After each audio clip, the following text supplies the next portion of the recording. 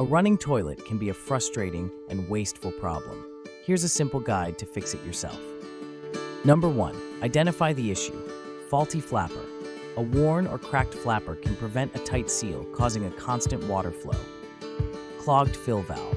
A clogged fill valve can overfill the tank, leading to a running toilet. Worn chain.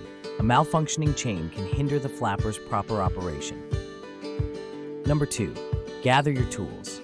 Once you know what is causing the problem, you can gather the necessary tools to fix it. You will need screwdriver, pliers, bucket, and rags. Number 3. Fix the problem. Faulty flapper. Replace the old flapper with a new one. Clogged fill valve. Clean the valve or replace it if necessary. Worn chain. Adjust the chain to ensure proper flapper operation. Number 4. Test the toilet.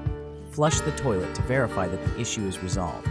If the problem persists, consider consulting a plumber. Don't let a leaky toilet drain your wallet. Call Cactus Plumbing and Air today for expert toilet repair.